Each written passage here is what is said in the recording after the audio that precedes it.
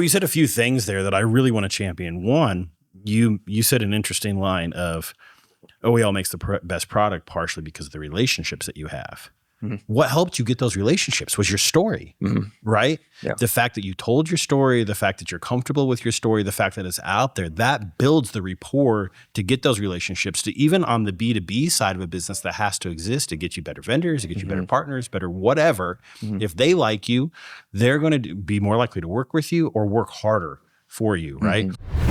Welcome to the LiveWire podcast, powered by Family. Join us as we explore the untold stories behind America's electrical infrastructure, sparking conversations about life, safety, business, and innovation. Brought to you by OEL. All right, LiveWire podcast episode uno. The first one. The first excited. One. Yeah. So Jay. Yes, sir. I wanted to kind of kick things off with you and stuff just because we've worked extensively for years together building the OEL brand and kind of like what it represents. And I guess I want to know kind of where's your story start? How did we kind of, meet and stuff? Like take me through what got you into video, why you even wanted to do it. So let's start from the beginning. Like when did you get into video? Yeah, I opened up Insight, my company, in 2012. Prior to that, I was an audio engineer, actually. I toured for a little bit, and I was in the house of worship market. And through that progression, being an audio engineer, moving to production manager, and ultimately technical director, and this is like 2009, video became really accessible to everyone. And that became under my purview. And around 2010, 11, just wanted something different. So started laying the groundwork for Insight. And then 2012, I opened it up. I love multiple things about it, right? Like I love having lots of bosses instead of just one boss when you work for a company, right? Like lots of clients is just more exciting to me, right? I always love story and I love people, and I'm a pretty curious person by nature. So I love getting to know people and their brands. And then turned out I'm pretty talented at being able to find out what's interesting about you and highlighting that and making it look good to the world. And whether that's an individual story, like a nonprofit testimonial style thing, or of a business of like, hey, what is the threads that's really unique about this thing? And let's tell that story. And it's been amazing. I've loved the journey that I've been on. Obviously the industry's is 100% different than when I started. Yeah. Everything is bananas. You asked how you and I met. In a different life, you were a model, right? And we have a mutual friend. And I was doing a spec piece for a client. Spec piece ended up not working out, but you and I met from it. So ultimately it was worth the day. And you were talent in this little spec piece that we made. And you had just moved back from California and just were starting, I think you were just a few months into OEL, back into the family business. Yeah. So that was a fun time because it was like, I still didn't know what I was necessarily doing yet. And I hadn't really it wasn't like I had any idea about the OEL brand and stuff. I just knew it was something kind of special, and it was a family business. It was my family business. And like, how are we going to tell a story? How are we going to reimagine this whole entire brand? But before I want to go there, I want to back up because, so you were in the church scene, yes, basically, sir. In 2009. Yeah. I mean, I was in the church scene on and off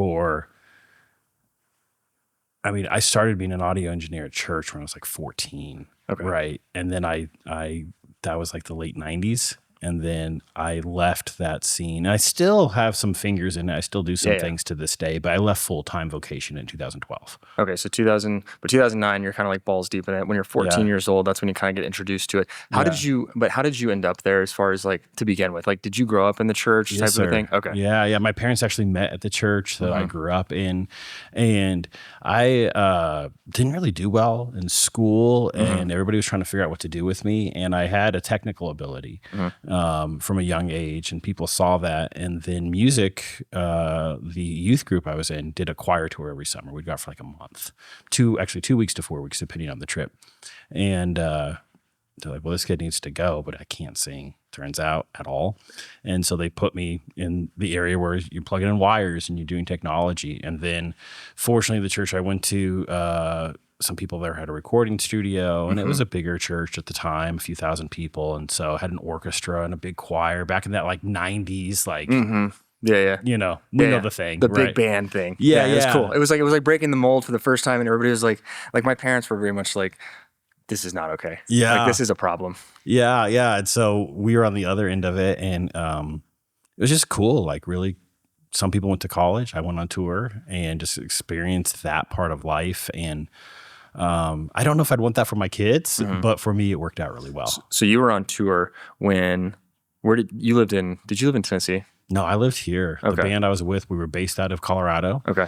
And we just toured around the country. Okay. Mostly the Midwest. Texas, as you know, you can play Texas a lot. Yeah. Right? There's a lot of big churches there. A lot of people, a lot of churches, a lot of people that like church music there, that sort of thing. Okay. So that's leading up to that. And then you leave the church full time in 2012 and you start Insight. And around that time, I don't remember what year it was, probably like 2015. So you had been doing it for probably 2 or 3 years full time. And then you and I meet. Yeah. And I guess what's been the journey for you as far as like developing this Insight brand, but also working with clients and stuff? Like what have you learned in those first, I guess, like 4 or 5 years? And then ultimately, like, where are you at today as far as like the whole entire journey process goes? So like the beginning, those first 3 or 4 years, like what was the grit and the grind of that? Yeah. So coming from Churchland, I had a lot of contacts there. And I also was still young and idealistic. And so I wanted to still change the world, do things that make the world a better place. And so when I opened up, I did a lot of nonprofit work, and we developed a fun little niche of at the time giving nonprofits really great storytelling tools to help fundraise. So on the development side, and that worked out well for a few years. And then as the projects started growing and the budget started growing, you discovered nonprofits have a really hard time holding on to staff. And so you would start to lay out a project that may have a 3-month or 6-month timetable, and then that staff member is no longer there, right? Or the board swaps out, or the executive director swaps. And it just became very difficult to maintain the projects. So I started to pivot to more of just the commercial sector of businesses like OEL. And that was awesome. I loved it. We did also some documentary work with some triathletes here in Colorado. Endurance athletes are Boulder's mecca for that industry, and got to travel a lot. Did a decent amount of documentary work then, because documentary was really in vogue. Because again, like the tactical side of it, the cost of the equipment became so cheap around that time that everybody could do it, and it was really fun. So around the time that you and I met, I think that's 2014, that's when I started to have more of a commercial focus and brands and learning how the storytelling of telling an individual story or an institution story of how they change hearts and minds of people or bring good to the world. Well, it turns out like that's ability works for brands too. You just tell the brand story. And then that worked. I really enjoyed that ride. That worked really well until COVID. And a few things happened around COVID of staff headcounts just got cut, right? Yep. So people are doing more, so it's harder to get projects through. And then also social media spiked. Everybody was at home making all their own content, and they got really used to it. And that's great. So since COVID, content like this has become more in vogue and easier to commoditize for Insight. Still storytelling, brand work with OEL of just product-based stuff. Still endurance athletes, those stories are in the background. So yeah, I think I answered your question. That's like the ABC of how we got to this moment. Yeah. So I think that like what I want to kind of like understand a little bit too is like, what is the journey for like a client, right? From your perspective. Yeah. So like if like we've been working together for over a decade. Yeah, now. over a decade now, which is crazy because like it all started sort of with like this little kind of I've got this thing over here. I've got this idea. I want to kind of plug it in. I'm back from LA and I don't have all my resources here. And then I meet you. And so it's like, okay, I can kind of see how this could work. And I'd worked in like obviously production, photography. Right. I've been on both sides of the camera. So I know how it should look as far as like production goes and a set goes and working with different people and individuals. I love that. But it was also like, you've got to have sort of like this like center point for how it's all going to sort of come together. And I did a lot of that at the beginning phases. And now I don't have nearly the same time and ability to do that. But how important is it to centralize yourself into a brand? And then also, how is it's so important for the brand to respect your process too. Right. And how often does that even happen in your equation, right? So it's like, here's the idea. They give it to you to mature and build. And then how often do you see them actually bring that to fruition with you versus a ton of variance and stuff. And then you get a bunch of, people in the room that are just like, I don't like that. I like this, whatever. And stuff like the building of trust has been probably the biggest thing. Is just like, it's been easy to see it mature now in the last decade because I've watched myself step back further and further and further and give more and more trust to you. So how often does that happen with brands when you do that? The best business relationships, that has to be there, right? Now, there's like any company, you're going to have all sorts of offerings, right? And the high trust offering, let's say if like what Insight and OEL has, that relationship is the gold standard. It's what I love. There's only a few of those that I have that type of relationship with. There's going to be the quick like one-off, like we need to do this thing. Yep. We got to interview our CEO today, and we just need the video. Like, let's go. And that's great. It definitely brings about a different product, right? The special product is when you can have a high degree of trust. And then it's hard because that doesn't happen overnight, right? You have to go into it willing to give trust, but also earn it, right? And for clients, everybody's so different. It's probably somewhat asking like, how is your marriage with Sarah versus my marriage with Lori? It's like, there's going to be common threads, but also certain things are going to look very, very different in how that manifests. And I think it's clients, specifically brands, which I absolutely love, like OEL, that are they're not Fortune 500 companies, right? Like these are family owned, or a lot of times the founder is still involved. I think I get pulled in similar to how we happened with OEL. The founder was starting to step back, right? And then also a lot of what the founder kind of needed to step back, right? Because they'd been in it for a while, and the vision that they cast 15 years ago of what the brand isn't what it should be now, right? It needs to mature, right? And so stepping into that process is what I absolutely love, and it's what is my favorite thing. And also I think it's where the best work happens, right? And knowing that when you get started, you're going to do well, but it takes a while to do great, right? So if you just boot up and do one project, you're like, that's going to be good. If you can establish a relationship over time, and then you start to speak each other's shorthand, and I know what you like, you know how I operate, that's where the magic really happens. But for that to take place, people have to be in their place for a while, right? I mean, even like your journey of moving up inside of OEL, it's been great for me because I've been able to take on some of those pieces, and you've brought on other people inside the business I've been able to interface with. But that doesn't always take place, right? So what I'm saying is it's complicated. You have to have somewhat of a vision of what it could be. Maybe not of the specific details of a project. That can get messy if somebody, specifically without a production background, has a very specific thing. Like if they see some ad, a Nike ad or an Audi ad or whatever, and they're like, I love this. You're like, I do too. And that was $500,000. Yeah, that was sick. You don't have the budget for that. Right. And nor is your brand ready for that type of thing, right? So I think the process is a lot of educating people as well as what it takes place. And now everybody's got such a diverse appetite. Some people want the cell phone video. They want it to look like that and feel like that, and their audience is expecting that. And then some people want to knock on the door of the major ads. And so making sure that you have somebody that you feel like you can trust, somebody that you feel like you're hiring them for the right thing, right? And you're getting hired for the right thing. Like if you're just wanting a bunch of cell phone content, like my company probably isn't the company for you. If you're wanting, we do well, like the step above that to like, hey, we can kind of knock on the door with the major players, but we can do like 80%, but the budgets are nowhere close to $500,000. Right. But you can still make an impact on your audience with this stuff. Sorry for interrupting you, but if you can like, subscribe, and reshare this podcast to someone you know, it'd really mean a lot to us. All right, let's get back to the episode.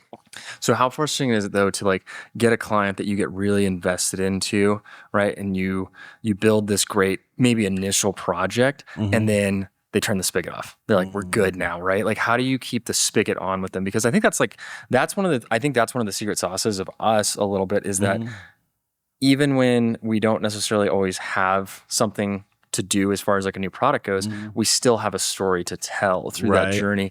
And I think that's where I see a lot of people fall off on their marketing plans is that they say, cool, we got revs up to where we want, turn it off. We're good. Everybody's comfy now and stuff.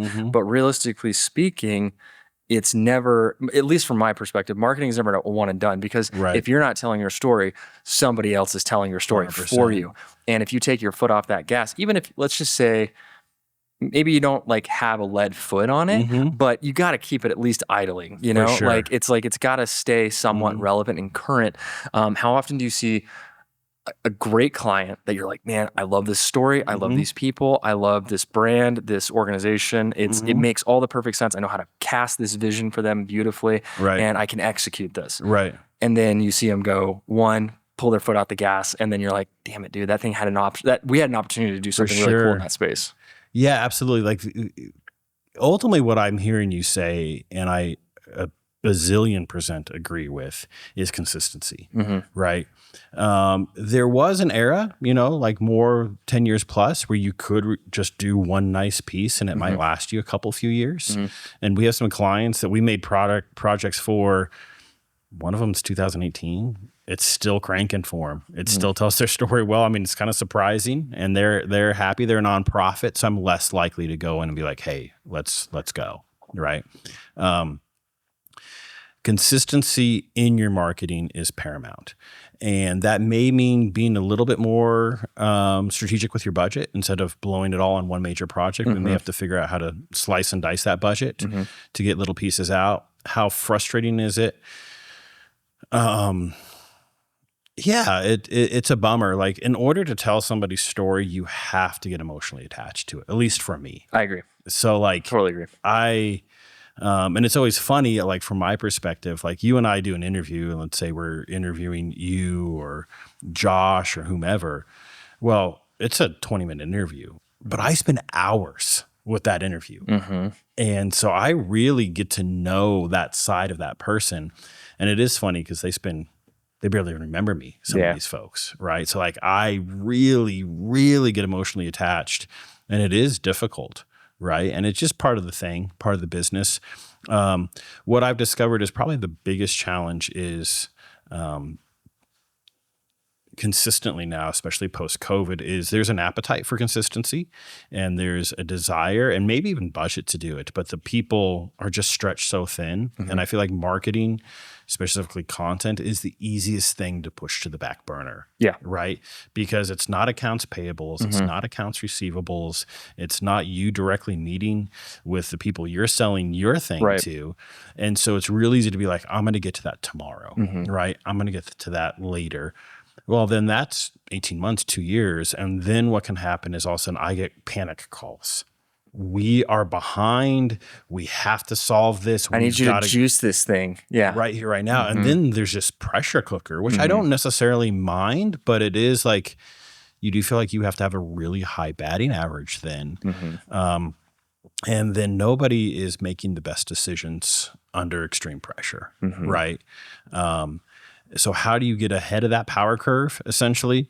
Right now, it's very difficult with clients. It's extremely difficult. Like there's a client that I love, and just my contact there it's a typical story. They got promoted, didn't necessarily get backfilled the way that it probably should have.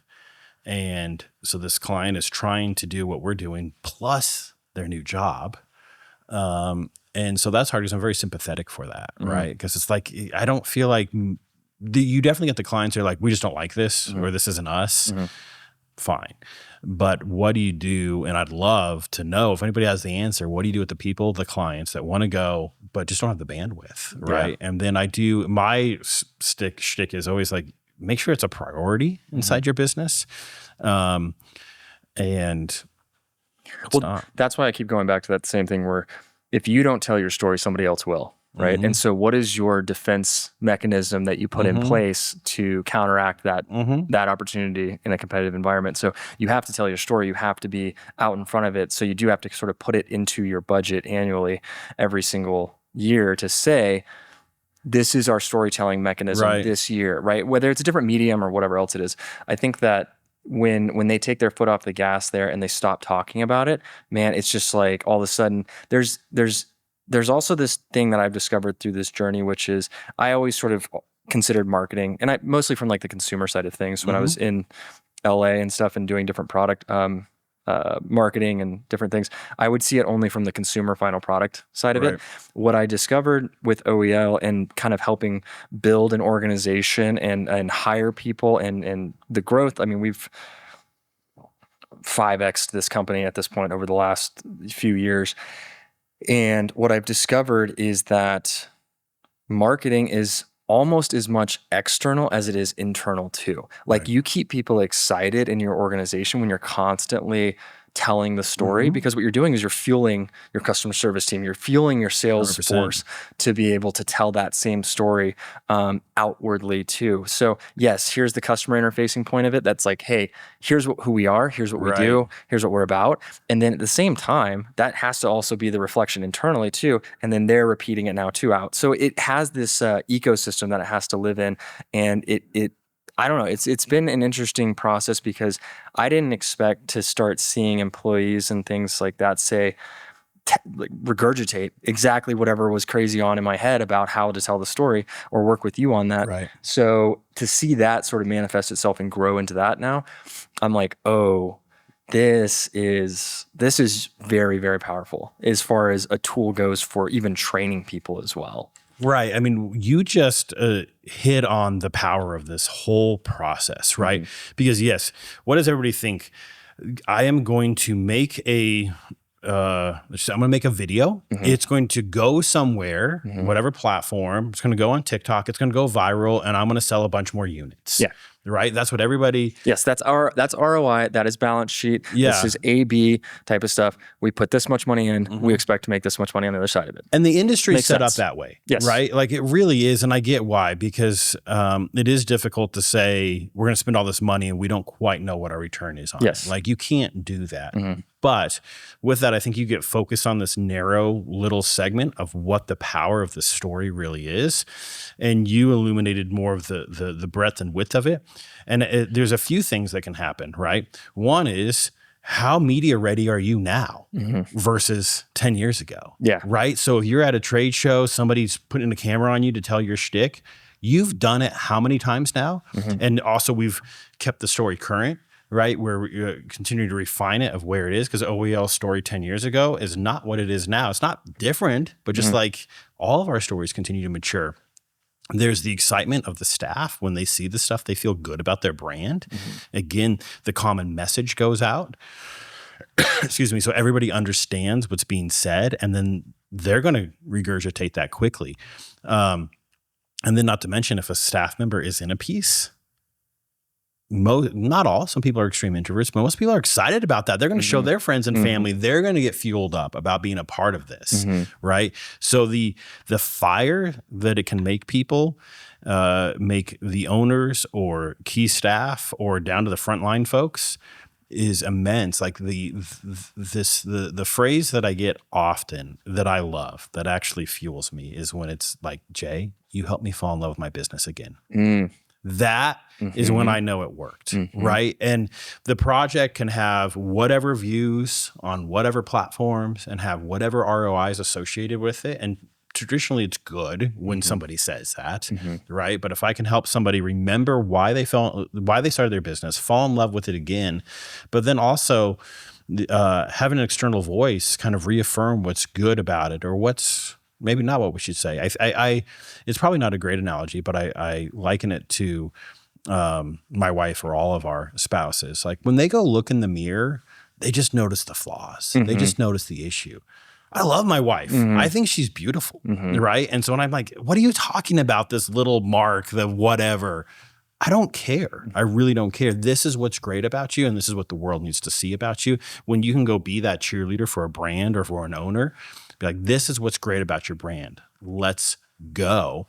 And marketing, I think there's a certain point people need to correlate it more with like a sales cadence.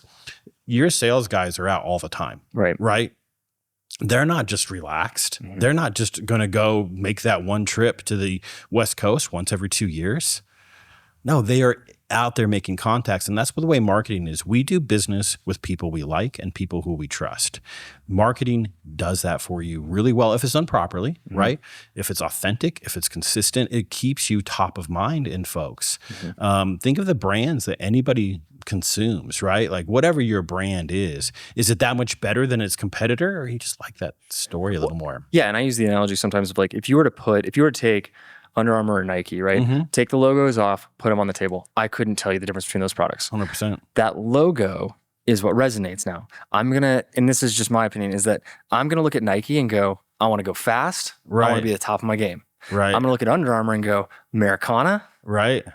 It's got more rugged appeal to me, Right. right? And that's all strictly, the only way that gets to that position in my brain is marketing, right? 100%. Telling their story, aligning their brand with the right vision and stuff, Right. and then seeing it with their distribution partners, where it's placed in the marketplace too, and what they go after individually. And I think that's one of the most important things, is that we're in the same kind of category as far as what we do, right? Like, I do think that we have the best products. There's no question about that. We work really hard on that, and we have really, really strong partnerships to help enable that.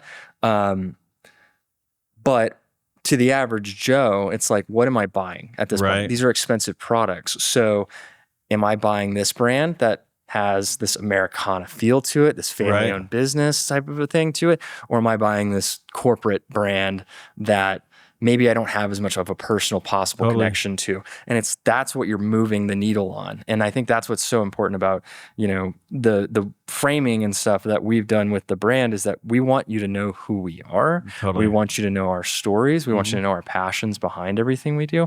And when brands fail to do that, they miss such a huge opportunity to express that to a marketplace. And that drives me crazy, because I'm like, there's some great stuff out there that I'm like, I have no personal sentiment attachment unless I talk to the owner, the founder, or somebody that's like really personally connected to it.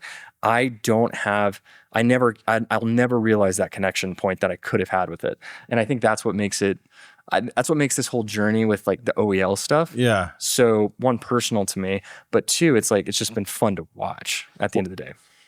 Well, you said a few things there that I really want to champion. One, you said an interesting line of OEL makes the best product partially because of the relationships that you have. What helped you get those relationships was your story, right? Yeah. The fact that you told your story, the fact that you're comfortable with your story, the fact that it's out there, that builds the rapport to get those relationships, to even on the B2B side of a business that has to exist to get you better vendors, to get you better partners, better whatever. If they like you, they're going to be more likely to work with you or work harder for you, right? And it goes back to, I think, selling experiences versus features, right? The Nike analogy is great. As you know, I'm a big Nike fan, right?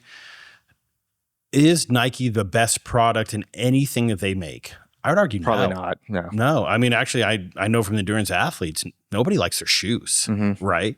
At least from that industry, right? But why will I can go back to Nike? I like that swoosh, right? Now, I'm not trying to make that everybody should love Nike. They just connected with me, through many stories. I'm an Oregon fan, right? So I like that brand.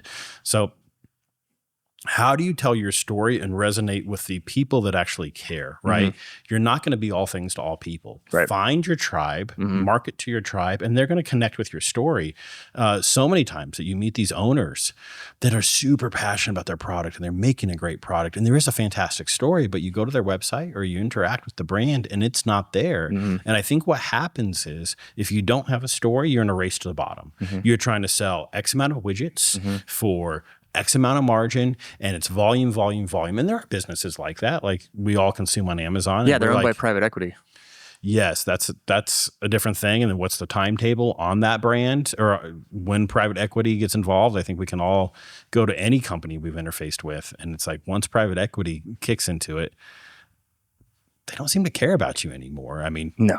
Go to any grocery store that's private equity, go to anything. And you're like, what happened? Like, this is weird. Now, we don't need to go hammer on that because we could have a long conversation there. I could go.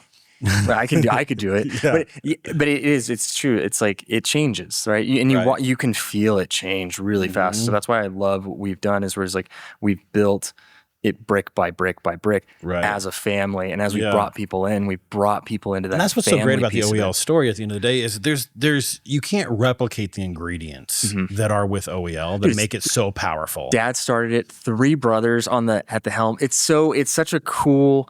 It's HGTV, TLC network, Discover, whatever you want to put it on. It's the working same with thing. The brand. It's my favorite brand to work with because of the ingredients. It's got this beautiful legacy Americana component to it of a dad that did a lot of things really right, right? I mean, the foundation and the reputation that OEL has that you guys were able to run with was phenomenal. Like you couldn't have asked for a better gift, a better story there, right? And then the ability for him over time to hand it off to you guys. And then the relationship between you and Josh, how you complement each other and fight with each other. And then you go into the office and it's wild, right? Like it's great. And then you will hear like, oh my gosh, are these guys okay with each other? Well, then you throw a complete pipe wrench into the whole thing. And then Forrest enters the business too. And it's like, dude, he's a complete and Forrest, it's one of those things where it's funny because it's such a good feeling too. Like whenever I go to a conference or an expo or whatever else it is and stuff, the number one question that I will get asked almost immediately. Where's Forrest? It's one of two. Where's Forrest? Where's Forrest? How is Josh? Yeah. Like everybody's invested into this like Dyer family. Right. And I think that's what's so fun about it is I'm like, I get to talk about my family all the time. And then I get to actually watch them watch each of us kind of move into these different experiences and stuff. And I think that's what's that's the intoxication point of a family business that everybody always says, oh, working with family business must be hard. It totally is. It sucks. Right. Like there's times where it is miserable. Yeah. You're mad at each Holidays other. are wild. Holidays suck. Thanksgiving's weird. Yeah. Like everybody's at odds about something else and stuff. Luckily, we haven't had that experience in a while, which has been good. So we're probably due for it. Yeah. But I'll call you after this Thanksgiving. Yeah. But generally speaking, we're all very vested in each other's best interest. And as a whole, what are we doing and how are we helping build this thing that we all want to do? Well, and the legacy that you guys are building, I mean, we don't need to air everything out, but I know how you guys function internally and how even the family members that are not involved in the business is still, they're in the ecosystem. Oh, they're right next to us right? still the whole time. Like it is an awesome thing to see, especially like where everything is about shares and price and all this stuff that I get it. And I'm not trying to demonize that, but it's a drink of cold water when you encounter the thing, the business that they care. They really care. Like, and actually, and I love the honesty, like when Josh says, just care a little bit. Like you're not trying to say how I'm going to like go save you and your whole family or get like, no, I just actually like, I care just a little bit. Yeah, dude, my mom lives down the street from the office still. So it's like Josh takes her breakfast sometimes and she comes over and still dumps her trash in the dumpsters. Yeah. Like it's like one of these things where like we're all sort of in this thing together. Yeah. It feels very it's a step back in time. Yeah. In this day and age where it's like dude, we're still a family. Like, but we're still you operating. look at like the products that you guys are offering, and I think that's what you specifically did really well inside the business is you coupled it with a lot of innovation. A lot of you saw it from that kind of LA background of how do you make this stuff not just practical, but functional. And actually maybe even it feels weird to say PPE can look good, but I think your stuff looks the best in the market for PPE. And then that came from the innovation. It came from the relationships that you guys formed through your partners. And they, I think, like the family side. They like that story. Now, I don't want anybody to hear if you don't have that kind of family story, you're screwed. Totally. But you have some unique story. Right. I promise you. I mean, if you're private equity, okay, maybe it's a different thing. And then there is just different pieces to the party. You may have more steps to flesh that whole thing out. So right. But you have a unique story that I guarantee is captivating. I mean, how many people do you meet in this world that you were like, dude, there's nothing to them? Almost everybody I sit down with is like, wow, there's something cool about you. Well, I think you have two pathways in the working economy. Is like, you either are, you work and you're a part of a company and this is what your job is, this is what your lane is. What we did was we said, how do we bring people into our family, right? And that's kind of the piece of this that I think is the different motive behind a lot of like, we genuinely, and Josh is better at this than I am, like genuinely cares about everybody's well-interest. I care about what everybody's opportunities are, right? So I'm constantly like trying to lay out like the future growth, the tracks, where are we going with this and stuff? How do we create more opportunities for people? How do we continue to innovate and be front-facing, or like the leader in the marketplace? Whereas Josh is like kind of the mother hen, being like, is this person okay? You doing okay? How you feeling? Like everything good with you, type of thing. You like, here's the direction we're going. Like, I knew what do we need resources wise to make sure you're comfortable? And I'm like, let's go. Like, let's go. I knew I was working with something different and special. My first interview with Josh. So this is like a long time ago. And I asked him, what's your favorite thing about working with OEL, for OEL, however you want to phrase that? And he said, depositing money in everybody's 401k. I'm like, what? Like, that's a different animal there altogether, right? And then you couple it with you wanting to, you never sleep, hit the gas, take advantage of every opportunity, manifest these opportunities, crazy visions. Like, I love it when I get calls from you like, Jay, I've got this thing, and I don't know if it's going to work or whatever, but we're going to go and we're going to try it. And more often than not, they do, which is fun. So I think you couple those things with OEL, and it's a very fun brand to work with. My only critique is I don't get to do it more, right? Like, it would be fun to just work with you guys 24/7, right? Because I love the brand. I love what's behind it. And there's also, like, I think what we're not saying that maybe we should say is, anytime you establish vendor relationships, it needs to be a relationship. You need to care about each other. You actually have to like each other. And we have that, right? And sometimes that's just DNA. That's not like, not everybody's going to like me. Not everybody's going to like you. That's fine. We stumbled into this thing that's like, our families care about each other, right? Like, I'm this weird satellite out here of OEL that's involved. And I love seeing Josh. I love seeing Forrest for the most part, right? That's everybody's reaction usually. He's hilarious though. No, if you want to laugh, go hang out with Forrest. So that is the lightning in the bottle. And then there is a consistency piece. I know it's a struggle from your end because, gosh, you have 1,000 things on your plate. But I think you guys have done a pretty good job with consistency. And I think that your growth, the 5X, is, the marketing's a piece of that. It just is, Yeah, I mean, it is a crazy kind of thing to think about in hindsight, because when I was in my early 20s, like, I wanted to run from it because I kind of grew up around it. It's like the same thing with like my faith. It's the same thing with the business. Like, I needed to break out, and like, being one of 5 kids, you just have this desire to find who you are. And that's what like my time in California was a lot. And I never thought I'd come back. I just thought it was like awful. But, bills will make you come home at some point, or credit card debt will make you come home at some point. And it was like walking back in for the first time and seeing, it was like 3 or 4 guys. And it's like Josh, 2 warehouse guys, Rich, maybe one other person. And you're just like, looking around and going, is this what I came back to? Is this really what I really want to do? But then once I kind of like took a step back and started looking at it, I was like, okay, there's something cool here. There's a story here. And I'd worked with enough different kind of brands and startups and different things in California that, again, to your point, like, looking for what is the story mechanism inside of it. And I'm like, this is my family. This is my dad. This is my brother.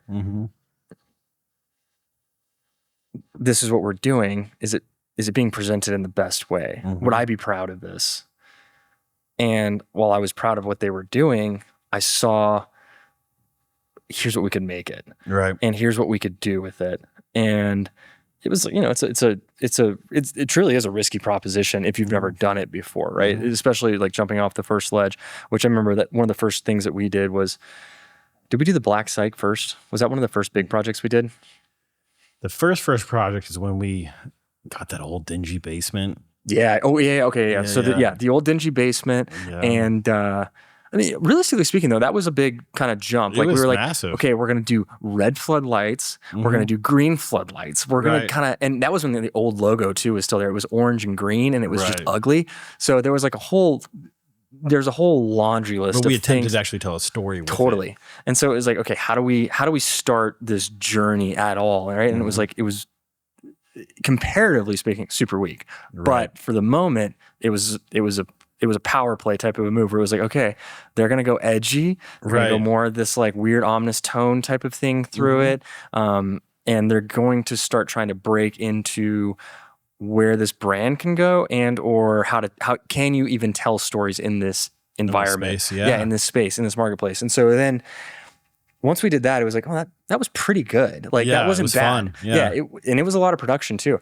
And then it was like, okay, where do we go now? Like, what's the next move? And I think that's when we ended up at Black Psych at that point. Yeah.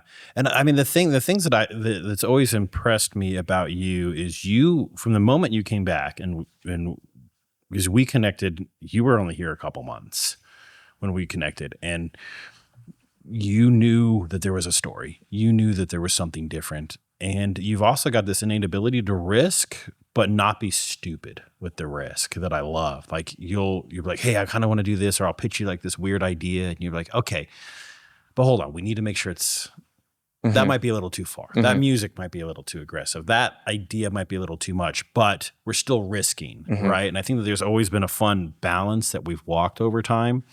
I mean, we put a guy in PPE on a treadmill, right? Yeah. Like there's just some silly stuff that's happened, but I think it makes the brand sticky and memorable. And also there's a story that I think people are curious about, like, well, what are they doing next? Right? Like what's going to happen from them next? So I think the ability that you've had, I think your background of this family business and then going out and being in the marketing industry from talent to agency side of things to coming home and seeing that, and also knowing that how are you going to eat an elephant? A bite at a time. You knew we weren't going to make an insane fun brand the first video, right? It was like, this is a step. And I remember, I mean, almost to my frustration at the beginning, it was like, we got to do this so we can get here. We got to do this so we can get here. We got to do this so we can get here. And I don't encounter that from a lot of clients of everybody wants to just do everything all at once. Hit the home run right away. Right. Yep. And you were always like, I just want to get on base. Let's just keep getting on base over and over again. And then, I think what we're doing now is exciting and it's fun and I love the process. And I can say from an outside professional in the industry, like what you guys are doing is amazing. And especially in the PPE world, like you don't really think about some of the stuff that you've done in this industry, right? It's just like, well, it's mandated by OSHA. Everybody has to have this product. It's just about taking the right person out on the golf course and selling the deal. And that's not necessarily untrue, but I don't think it's the end of the story. No, I think that's like, just to kind of go back to that a little bit, I think one of the things that was always challenging, and this is where I think Josh is probably a good breaks for me type of a deal, because that's where that yin and yang kind of plays in, is like, well, okay, like how much is this going to cost? And what can you tell me as far as like how we would be able to, because I can be creative all day. I can spit out a bunch of dumb ideas for you 24/7 until nobody wants to hear anything. It's like, how do we articulate what we're doing, where we're going as a vision? But as you grow, one thing that I've been challenged with in some of that is staying aggressive and vulnerable at the same time, right? Like the bigger you get, there's more to risk now. Totally. There's way more to risk. There's more people involved. There's 401ks. There's all these things that didn't necessarily matter when it's just a small family business to growing into a medium, larger business. That stress keeps you up at night. And you go, am I really about to do this? Am I really about to spend this money? Am I really about to decide that, we're going to try to do something really creative here, when status quo probably is going to get us there still? It may be slower, but that's fine. Like we're going to be okay. And then you kind of take on this idea that that's not what got us to where we're at right now. Right. What got us from here to there was being more risky, right? Was being almost juvenile in how you decide to approach it. And that's the disruptive component of it. And I think that's where it's like, how do you take that into both, production and product, and also storytelling too. And I think that's the thing that I see myself struggling with the most in this stage and that's why bringing in people from the outside, and that's why I think you're valuable, is because of not just because of the actual talent side of it, but the objectiveness of it, right? Like you can come in and say, that's boring. Right. Whereas me, I go, that's safe. Right. And it makes sense, but but you're right, it's boring. And so why do we want to do boring? We want to get to exciting and enjoyable. And we want to be we always want to be like wetting the whistle of the marketplace a little bit to say, they did it again. They did it again. They did it again. And what I like about that seat, once you get to that seat in the marketplace, so that's the expectations. Now, actually, you're kind of controlling your own destiny.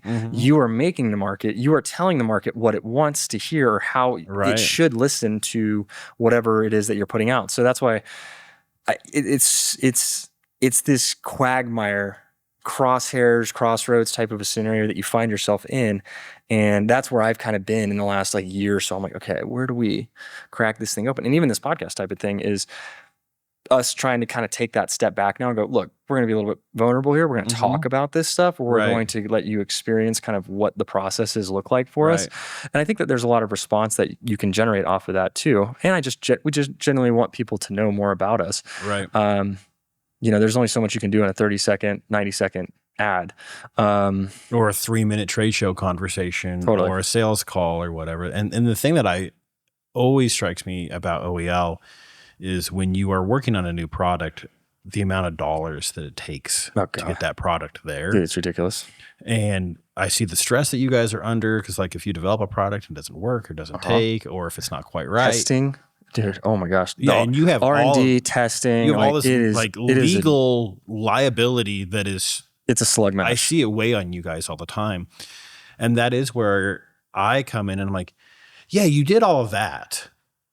You weren't safe in developing this product per se. I mean, safe probably isn't the right word in this industry, but you already took a giant risk in this relationship, or you had one marquee product that you completely flipped around and made it better. You didn't have to do that. After shooting tens of thousands of dollars worth of ads for it, only within 3 or 4 months to go pivot. Right. It's like, that was insane. And that drives me crazy. So much so we were just on a call this week of I can't use that anymore, can I? And you're like, no, that doesn't exist. But we have this that is better. So there's this process of you want everything to be tactical and smart, but also if you're going to go develop the products the way they should be developed, continue to push the envelope with all the technology that's becoming available to the industry, tell that story, right? And don't just be like, oh, we're going to do one e-com ad and okay, that's it. It's like, dude, how many hours and dollars went into developing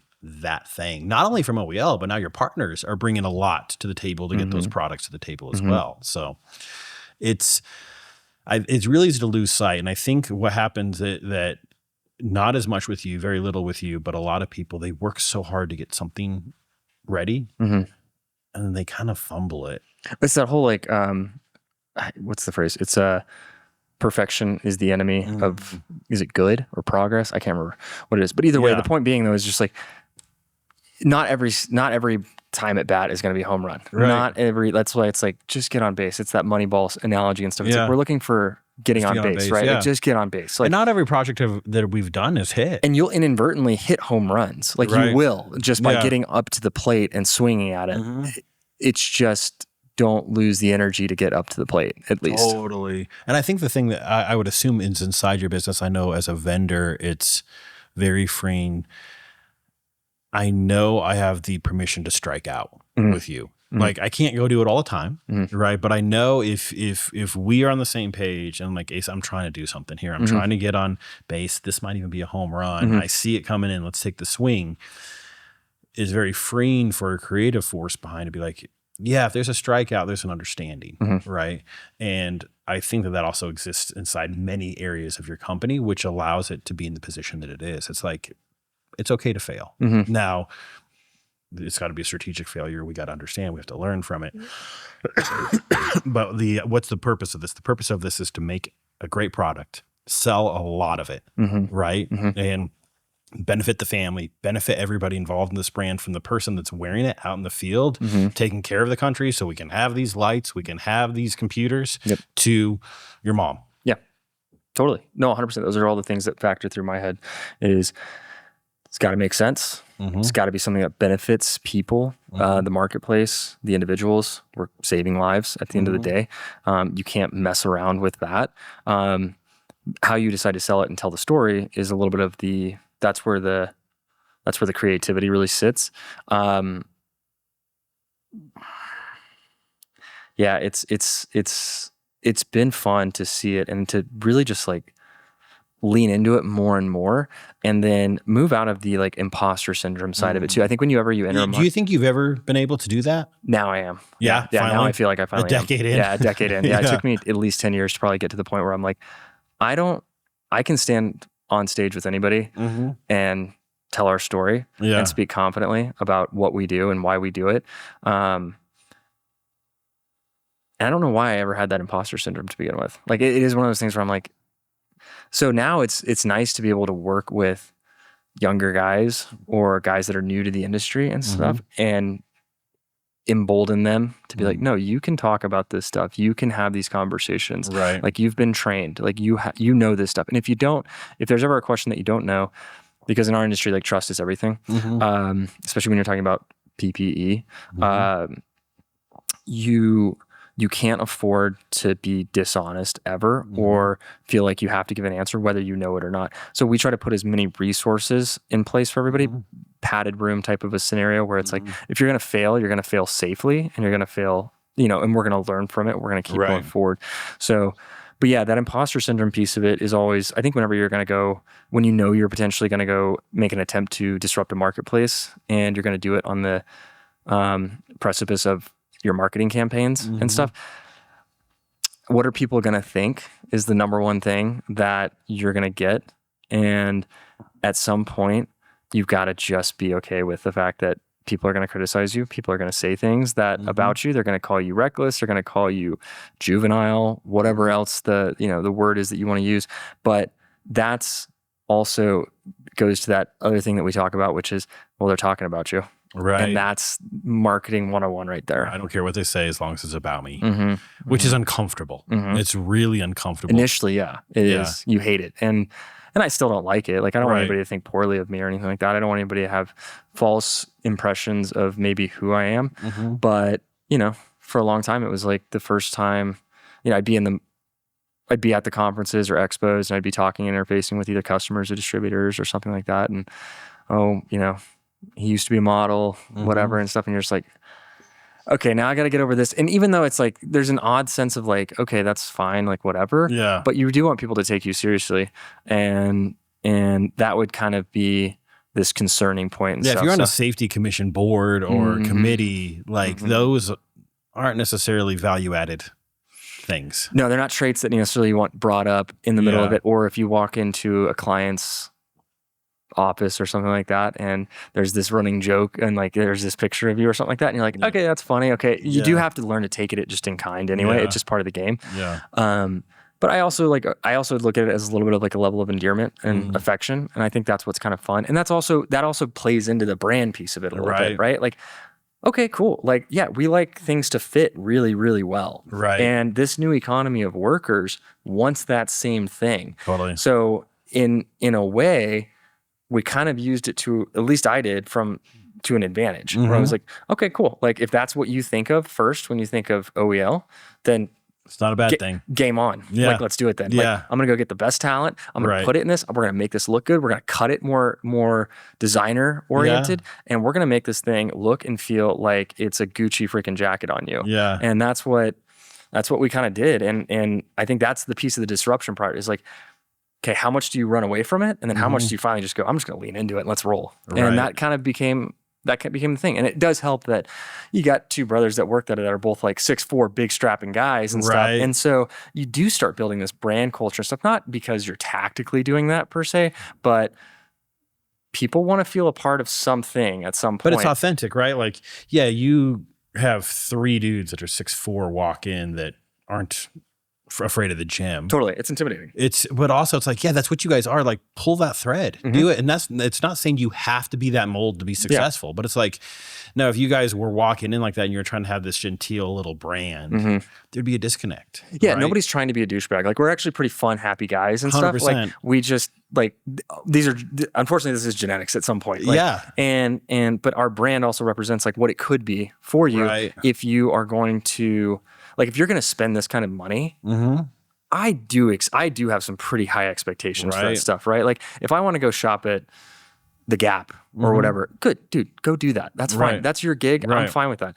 But if you want something that's going to save your life and protect you and make you feel empowered at the same time, you're checking the boxes that we're trying to check too as we're building and developing product as well. So it does all sort of kind of it does end up in this crock pot of what this brand is as its essence. And it speaks to different people for different reasons and stuff, but these are the ingredients that we are putting in here to make it work.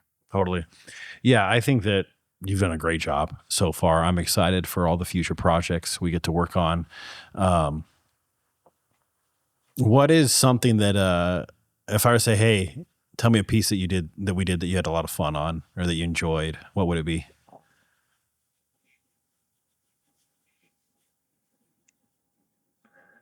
It would, I think that obviously the probably always is going to be, well, LED wall is cool. LED wall was cool, but I think that the Black Series initial first edition of that with just all of the charade of that was completely out of bounds, completely unexpected. Right.